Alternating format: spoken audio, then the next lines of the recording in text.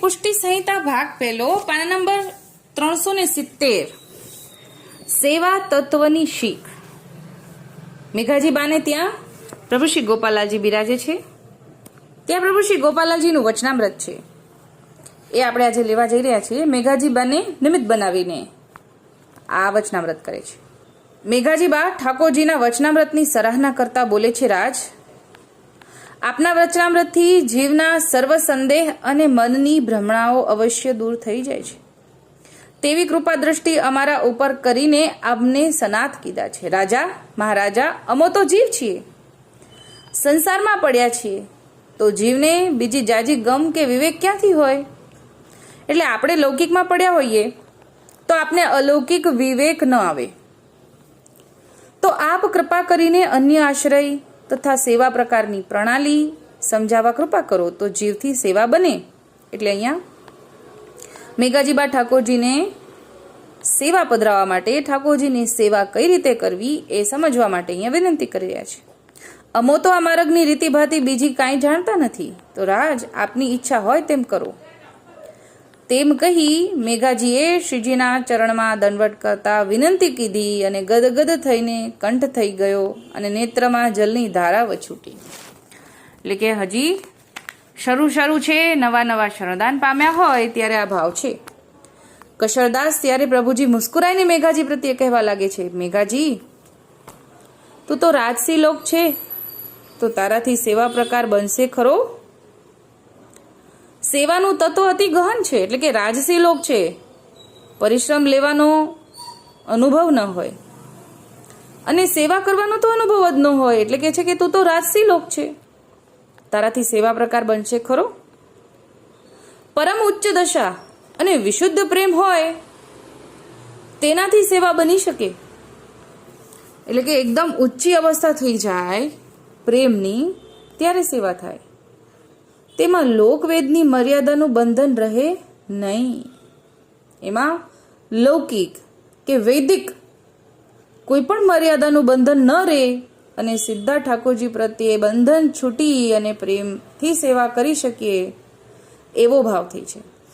એકમાત્ર સ્નેહ પ્રધાન જ સેવા છે, જે સેવન પ્રભુજી સ્વહસ્તથી પુષ્ટ કરીને પધરાવી આપે તે સ્વરૂપને સાક્ષાત પરિપૂર્ણ પુરુષોત્તમનું સ્વરૂપ સમજીને તેના સુખનો વિચાર સદૈવ સેવામાં કરવાનો રહે છે. એટલે જે આપણા ઠાકોરજીનું સ્વરૂપ ઠાકોરજી પોતાના સ્વહસ્તથી પુષ્ટાવી આપે છે, એમાં જ સાક્ષાત પરિપૂર્ણ પુરુષોત્તમનું સ્વરૂપ સમજીને એ સ્વરૂપનો જ સુખનો વિચાર સદૈવ એટલે કે સદા કરતો રહેવો જોઈએ. યથા દેહે તથા દેવે. પછી બીજો લોકાચાર વેદાચાર રહેતો જ નથી. એટલે જ્યારે આપણા દેહને જેવો અનુભવ થાય છે એવું જ ઠાકોરજીને અનુભવ થશે, એવું વિચારીને સેવા કરવાની છે. એટલે કે જો આપણને ઠંડી લાગે છે તો ઠાકોરજીને ઠંડી લાગે છે, જો આપણને ગરમી થાય છે તો ઠાકોરજીને પણ આછા વસ્ત્ર આવે, એવો ભાવ પુષ્ટિ માર્ગમાં છે. એટલે કે યથા દેહે તથા દેવે. પછી કોઈ લોકાચાર કે વેદાચાર રહેતો નથી. એટલે કે આપણે સીધા ઠાકોરજી સાથે જ યથા દેહે તથા દેવે. પછી બીજા કોઈ આવીને શું કે એની સાથે કઈ સંબંધ હોય નહીં, બીજા વેદમાં શું લખ્યું છે એ કંઈ જાણવાની જરૂર નથી.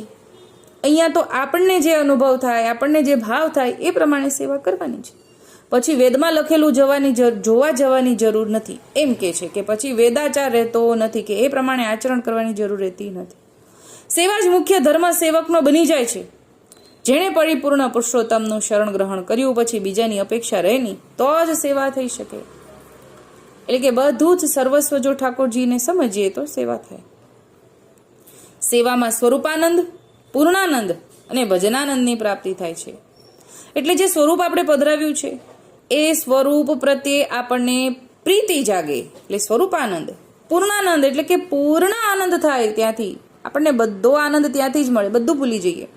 અને ભજનાનંદની પ્રાપ્તિ થાય. તે બધો પ્રકાર તાદર્શી ભગવદીના સંગથી જાણ્યામાં આવે. એમને એમ ન આવે, એકલું ન ખ્યાલ આવે. આપણે એકલા ઠાકોરજીની સન્મુખ બેસીને સેવા કરીએ તો સેવાની રીતિભાતી આપણે ક્યાંથી જાણશું? ભગવદીના સંગ વગર કોણ સમજાવશે આપણને?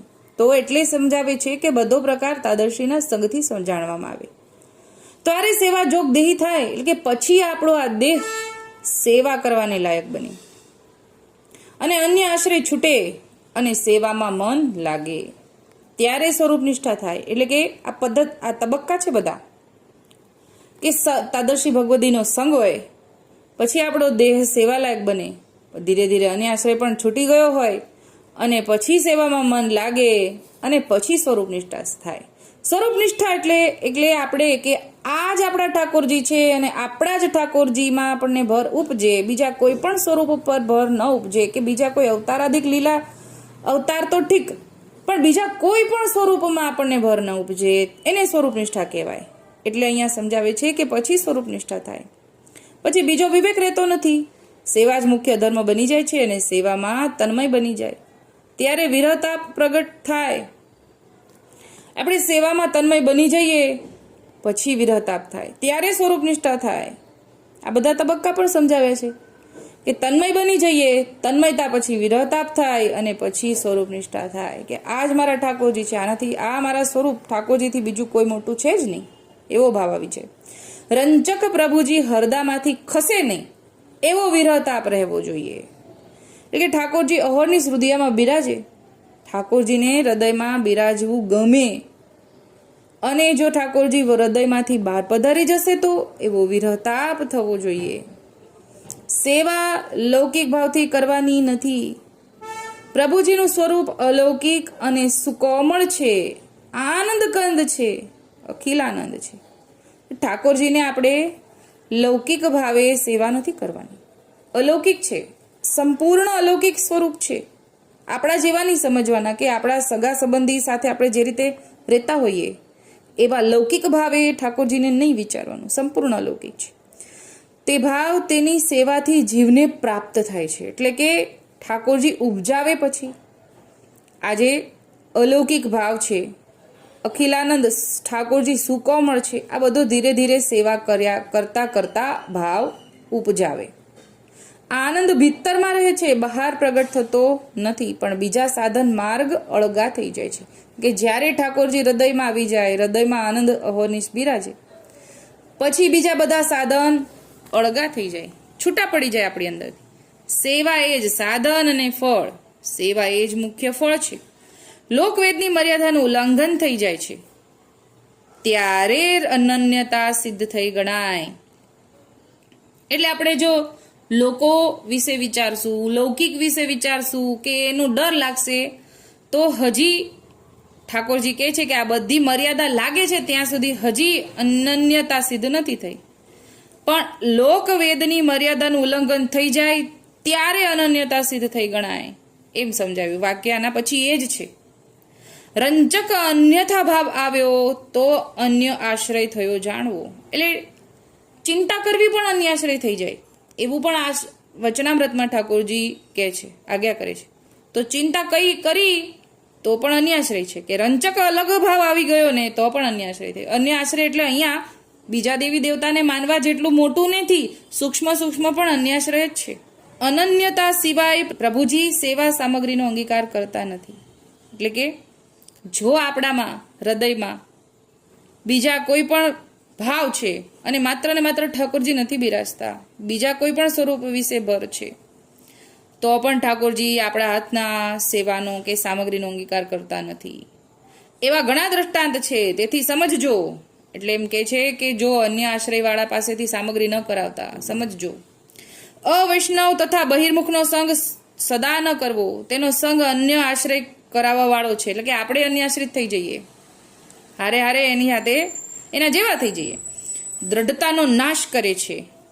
બહિર્મુખનો સંગ કરીએ તો દ્રઢતાનો નાશ થઈ જાય.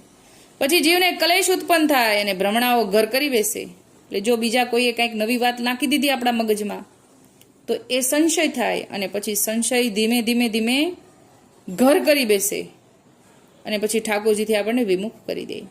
માટે અન્ય માર્ગની વાત કે તેનો સંગ સર્વથા તજીને રહે તો સેવાનું સુખ પ્રાપ્ત થાય, નહીં તો ક્રિયાવત બની જાય, ભાવ છૂટી જાય. એટલે કે પછી તો આપણા હાથ પગ કામ કરે છે ખાલી સેવામાં, એ ક્રિયા થઈ જાય, એમાં ભાવ ન રહે, ક્રિયાત્મક સેવા થઈ જાય, પછી ક્રિયાત્મક, પછી ભાવાત્મક અને પછી ફલાત્મક થાય સેવા.